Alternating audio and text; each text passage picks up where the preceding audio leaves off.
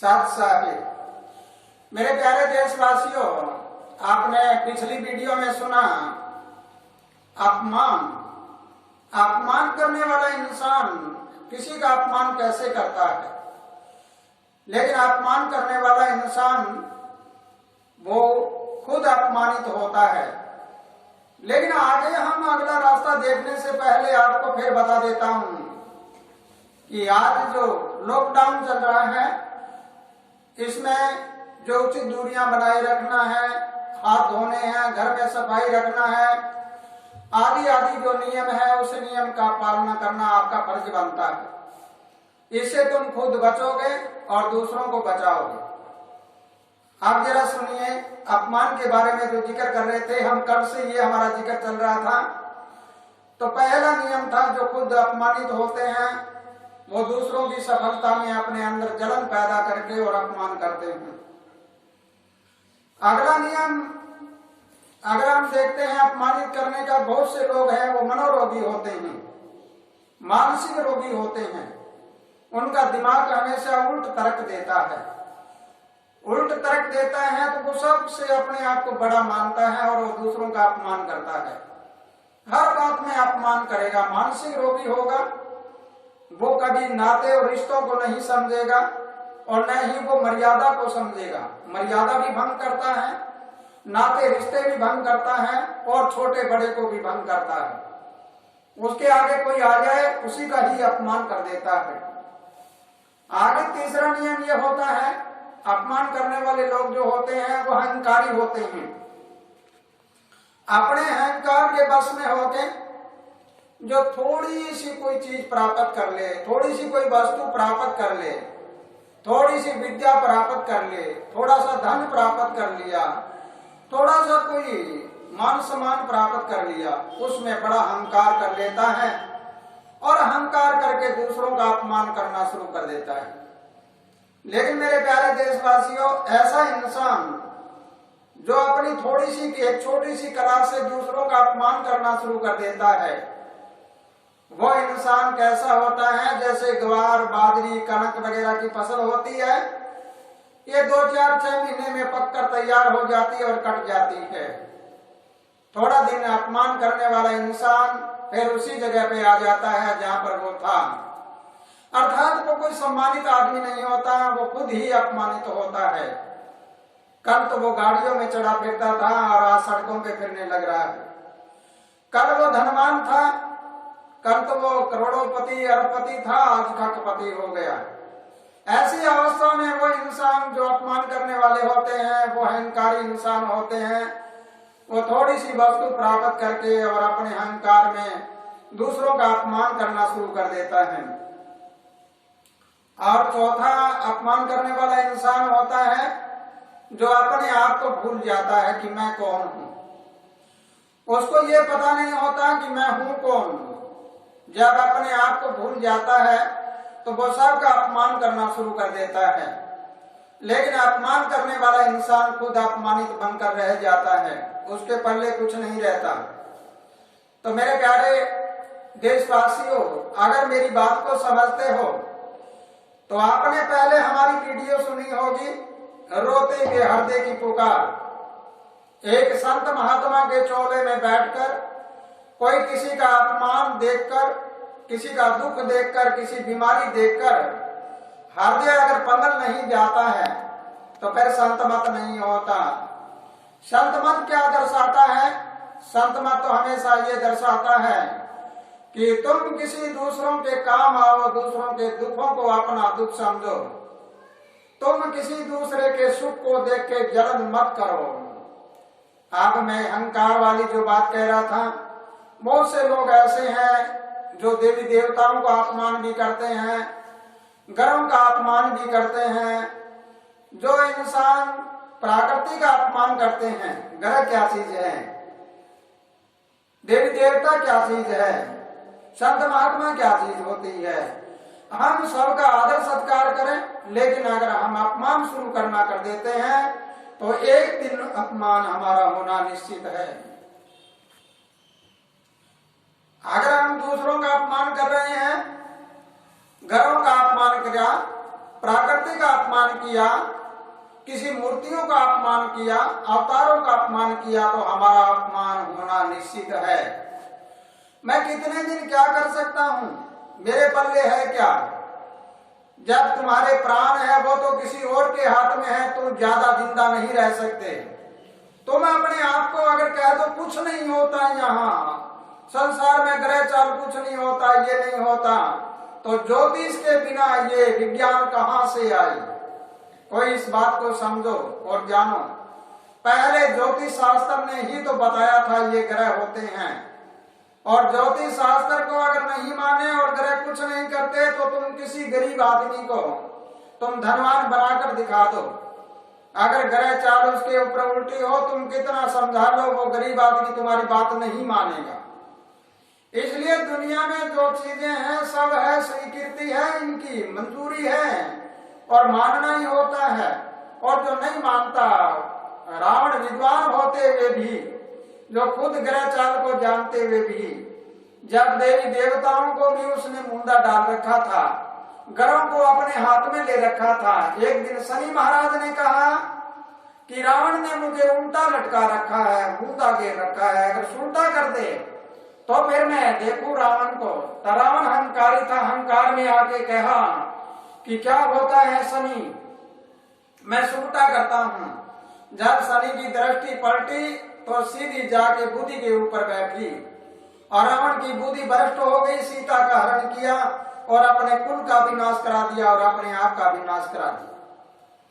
इसलिए अपमानित किसी को करना है वो बड़ा गलत होता है। किसी का अपमान मत करो, किसी एक छोटे से कण का भी अपमान मत करो। एक छोटी सी कीड़ी होती है, हाथी उससे डरता है, याद रखो।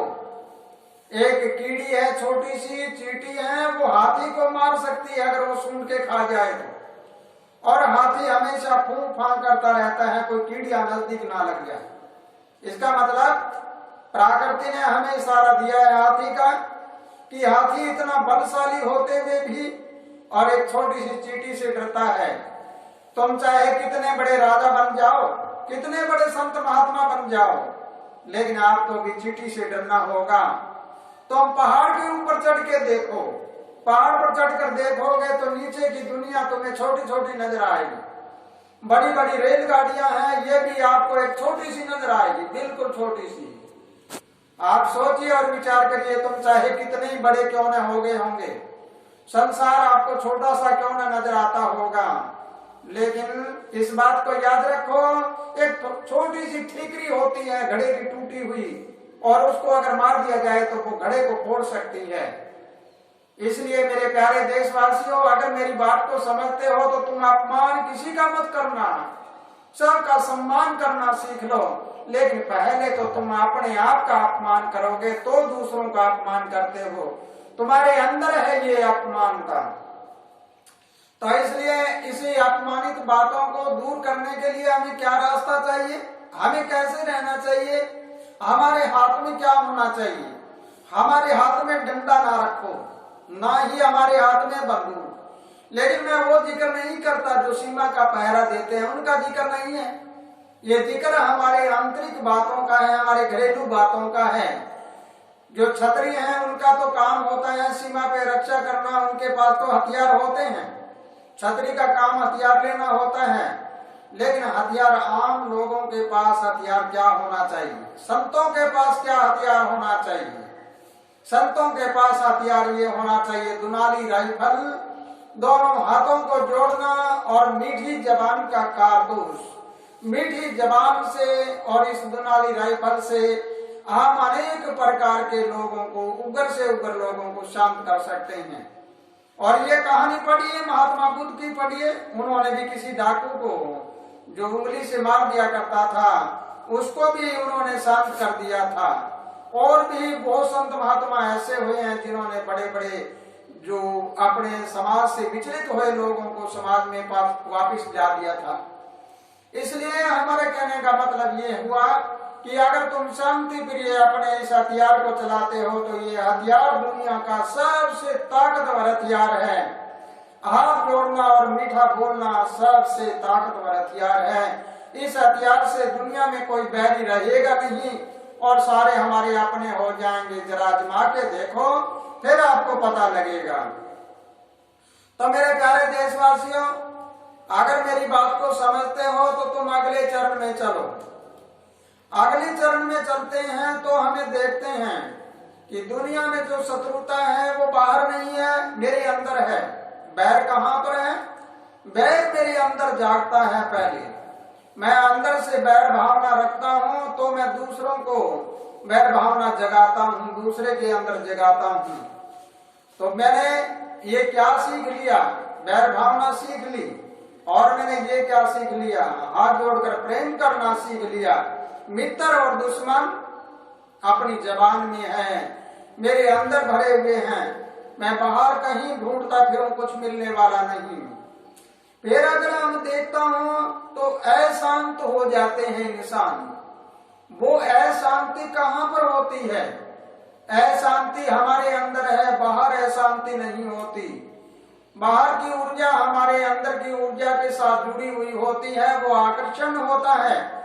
उस आकर्षण से हमारे अंदर वो अशांति आती है। मैंने अशांति को स्वीकार किया है, मैंने एक्सेप्ट किया है, उसको रिस्पेक्ट दी है, उसका वेलकम किया है, तो मेरे अंदर अशांति आई और बुराई आई। अगर मैं अशांति को स्वीकार ही ना करूं, मैं उसको स्वीकार शांति को करूं, तो मेरे अंदर क्या आएगी? मेरे अंदर शांति आई। लेकिन मेरे प्यारे ज्ञानी पुरुषों, हर इंसान अपने धर्म को भूल गया। लेकिन मैं उस धर्म का जिक्र नहीं करता जो हिंदू, मुस्लिम, सिख, ईसाई, यहूदी, बौद्धी, जैनी आदि जो धर्म है, इनका जिक्र नहीं करता। मैं उस जिक्र करता हूँ, उस धर्म का जिक्र करता हूँ जो परमात्मा ने हमें धर्म दिया। हम पहले लेते हैं एक संत को। संत का धर्म क्या होता है? संत धर्म की पालना करते हैं तो संत एक वृक्ष के समान होता है, जो एक टांग के तान एक पैर पे खड़ा होता है। लेकिन वृक्ष के नीचे अगर कोई लूटपाट वाला आ जाए, कोई कोढ़ी आ जाए, कोई बीमार आ जाए, और कोई साफ सुथरे कपड़े वाला आ जाए, नहाया धोया आ जाए, या कोई पशु पक्षी आ जाए, तो वृक्ष किसको कहेगा कि मैं तुझे मेरे नीचे नहीं बैठने दूंगा? वृक्ष किसको कहेगा मैं अपनी छाया में नहीं बैठने दूंगा? लेकिन वृक्ष को कहता है, आप तो मेरा बच्चा है, तुम मेरी छाया में रहे। जब तक मेरे पास छाया है, मेरे पास जब तक मैं एक पैर पे खड़ा हूं, तब तक के लिए मैं आपको बचाऊंगा। पक्षियों को मैं सहारा दूंगा, चलते हुए मुसाफिर हैं उनको छाया दूंगा। आंधी तूफान किसी प्रकार आगे मैं तुझे बचाऊंगा जब तक खड़ा हूं। इस प्रकार संत का धर्म होता है कि जब तक वो संत खड़ा है तब तक के लिए उसकी छाया में रहते हैं, उनको बचाना। न कि संत खुद लड़ पड़े तो क्या होगा? संत खुद ही झगड़ा करने लग जाए, एक को बचाने लग जाए और एक को मारने लग जाए, तो फिर क्या होगा? फिर तो वो संत वृक्ष का रूप नहीं रहता। तो मेरे प्यारे देशवासियों, अगर मेरी ये बात समझ आती है तो तुम गौर से समझ के इसके ऊपर ध्यान करना। आगे हम चलते हैं राजधर्म। राजा का एक धर्म होता है राजधर्म। जब राजगद्दी पे बैठता है और उसका पुत्र है वो अगर गुनाहगार है, तो राजधर्म की गद्दी के ऊपर बैठकर वो अपना पराया नहीं कर पाएगा। ये नहीं कहेगा कि मैं अपने बेटे को तो बचा दूं और मैं दूसरे को सजा दे दूं। राजधर्म ये कहता है कि उसके राज में कोई जाति हो, कोई धर्म हो, कोई समाज हो, किसी प्रकार हो, वो अपना पराया नहीं करेगा, वो न्यायिक होगा, न्याय करेगा। और हमारा देश तो एक न्यायिक राजाओं का देश है, जहाँ पे विक्रमादित्य हुए। विक्रमादित्य के नाम से, उनके जन्म से तो हमारी सम्मत चली हुई है, विक्रमी सत्सम्मत चली हुई है। यहाँ पे राजा भोज जैसे राजा हुए हैं, नल राजा हुए हैं, राजा हरिश्चंद्र जैसे राजधर्म निभाने वाले, अपने राजपाट को दान करने वाले भी तो हुए हैं। यहाँ पे राजा मान भी हुए हैं, राजा जनक भी हुए हैं। इस प्रकार अगर हम देखें तो अशोक महान भी हुए हैं, बिंदुसार भी हुए हैं। पता नहीं कितने संत राजा हुए हैं जिन्होंने अपना संत का, राज का, दोनों का धर्म निभाया। यानी वो संत भी थे और राजा भी थे। और जो राजा लोग हुए हैं वो राजा लोग अपने गुरु के हुक्म से ही राज चलाया करते थे। लेकिन गुरु पारदर्शी होते थे, वो एक दूसरे में समानता देखने वाले होते थे। ऐसा गुरु नहीं होता कि एक को चढ़ा दे और एक को गिरा दे, नहीं, वो सबको बराबर देखने वाले गुरु होते थे, उनके कहने से राज चलाया करते थे। इसलिए आज क्या देखते हैं, आज तो हर इंसान अपने धर्म को भूल गया। पति है वो अपने धर्म को भूल गया, पत्नी अपने धर्म को भूल गई, बेटा अपने धर्म को भूल गया और पिता अपने धर्म को भूल गया। यानी पिता का भी धर्म होता है, पत्नी का धर्म होता है, बेटे का धर्म होता है, यानी पहले रिश्तेदारों का धर्म होता है और हर चीज का अपना अपना धर्म होता है। लेकिन हमने तो धर्म मान लिया, ये हिंदू है, ये मुस्लिम है, ये सिख है, ये ईसाई है, ये बौद्ध है, ये जैनी है, ये वो है, ये धर्म मान लिया। इन धर्मों को मानकर एक दूसरे में हम तो झगड़ा कर रहे हैं, अपमानित कर रहे हैं। अपमानित मत करिए किसी को, सम्मानित करिए। सब धर्म अच्छे होते हैं, धर्म कोई बुरा नहीं है। धर्म में रहने वाला कोई इंसान बुरा हो सकता है, उसके कर्म बुरे हो सकते हैं। इंसान दुनिया में कोई बुरा नहीं है, इंसान के कर्म बुरे हो सकते हैं। अगर कर्म बुरे हैं तो उन कर्मों को परिवर्तन करने के लिए, बदली करने के लिए हम उसको कोई रास्ता बता दें। तो इसलिए मेरे प्यारे देशवासियों, अगर तुम धर्म को समझते हो तो हमारा धर्म नैतिकता होती है। अगर हम नेक नीति पे चलते हैं, नेक नियम पर चलते हैं, तो वो हमारा सत धर्म होता है। अगर इन सत धर्म का पालन करते हैं और सत धर्म के रास्ते पे चलते हैं तो हमारा देश पूरा शांति प्रिय हो जाएगा। मेरे प्यारे देशवासियों, हाथ जोड़ के आपसे फिर प्रार्थना करता हूँ, हमारा एक नारा होना चाहिए, क्या? भाईचारा जिंदाबाद, फिर हमारा देश रहेगा सदा आबाद। लेकिन एक बात को जरूर याद रखना, सत था, सत है और सत रहेगा। सत कभी हारता नहीं है। हपड़ा दपड़ी में अगर हम जबरन करके कुछ भी कर लें, लेकिन वो पनपने वाला नहीं होता। गवार, बाजरी, कनक वगैरह की फसल होती है, वो थोड़े दिनों में कट जाती है। लेकिन बड़े बड़े पेड़ लगाते हैं, जैसे आम के पेड़ हैं, जामुन के हैं और सेब संतरों के हैं, और जो पेड़ लगाते हैं वो लंबी उम्र तक जिंदा रहते हैं। तो सत है, वो जागने में समय लगता है, सत आने में समय लगता है। सत की नैया है, वो एक बार डामाडोल हो जाती है, लेकिन सत की नाव कभी डूबती नहीं। ऐसा तो है, उसकी नाव एक बार खूब तेजी से चलती है, लेकिन वो नाव डूबते देर नहीं लगाती। जब तक इंसान अपने अंदर को ना पहचान ले, अंदर की भावना को ना समझ ले, तब तक के लिए बाहर की भावना में वो बह जाता है। और बाहर की भावना में बहकर चाहे वो कुछ भी कर ले, पल्ले कुछ नहीं रहना, एक दिन खाली हो जाना है। लेकिन जब संसार से जाएंगे तो क्या लेके जाएंगे? खाली हाथ जाएंगे। मैंने पहले एक वीडियो में बताया था, राजा सिकंदर बख्श ने पूरी दुनिया के सारे पैसे इकट्ठे कर लिए, कब्रों से भी एक एक रुपया निकाल लिया, मुर्दों के मुंह में दिया हुआ भी निकाल लिया। तो आखिरी में समय में क्या हुआ? मरते हुए को पानी नहीं मिला और माता के दर्शन भी नहीं हुए।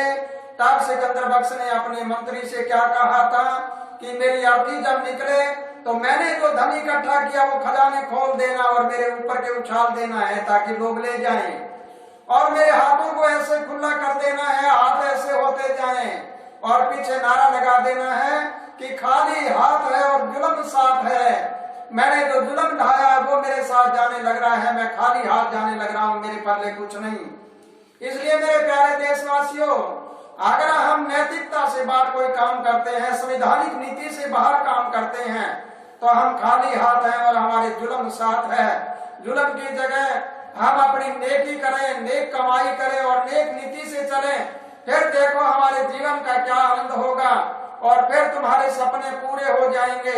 हमारा देश है ये विश्व का गुरु बन सकता है, लेकिन विश्व का गुरु बनने के लिए हमें एकता करनी पड़ेगी, पूरे देशवासी एक होना पड़ेगा। अब जरा छोटी सी बात और बता देता हूँ आपको।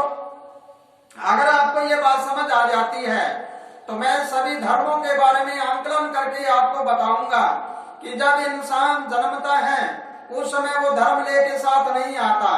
जैसे इस्लाम में जन्मा है तो जन्म के बाद उसको पाक किया जाता है। जैसे हिंदू जन्मता है तो उसको नामांकन करके और बाद में उसको बताया जाता है कि ये इस वर्ण का है और इस धर्म का है। इस प्रकार कोई जाति में जन्मता है तो उसको भी बाद में बताया जाता है। लेकिन पहले इंसान जब जन्मता है तो वो तो पावन और पवित्र होता है। सभी धर्मों में एक जैसी आवाज है, एक जैसी विचारधारा है, लेकिन जब हम धर्म को ना समझे, धर्म के राज को ना समझ पाए और अपने धर्म नीति को ना समझ पाए, तो हमारे धर्म के बीच में दीवारें खड़ी हो गई। इन दीवारों में दरार डाल के दीवारें गिरा दो और सारे एक हो जाओ। इसी के साथ मेरे प्यारे देशवासियों, आज की वीडियो में जो आपने सुना है, अगर आपको अच्छा लगा है ये, तो फिर क्या करें, आप इसको कमेंट भी करिए, लिख दीजिए। अगर मेरी बात सही है तो भी लिखिए और गलत है तो भी लिखिए, और इसको शेयर भी करिए, गलत है तो भी शेयर कर दीजिए, ताकि लोग मेरी बात को सुनकर मुझे बता तो दे मैंने कितनी गलतियां की है। और इसको कमेंट भी करिए, शेयर भी करिए और लाइक अनलाइक भी करिए और इसको सब्सक्राइब भी करिए। करने के बाद रोजाना हमारी वीडियो तुम्हारे पास आ जाएगी। लेकिन एक बात और याद रखो, जो नास्तिक हैं वो भी हमारी वीडियो को जरूर सुने, क्योंकि नास्तिक हैं अगर वो भी सब्सक्राइब करेंगे तो उनके पास आपके जो दिमाग में उल्टी बातें हैं वो भी तो सुनने को रोजाना मिलेगी। इसलिए सभी मेरे लिए सभी बराबर है, नास्तिक मेरे, आस्तिक मेरे, देश भी मेरा, विदेश भी मेरा, और प्राकृतिक वनस्पति भी मेरी, जीव जंतु भी मेरे, सारे मेरे अपने हैं, और पूरी दुनिया के लोग हैं वो सभी मेरे गुरु हैं।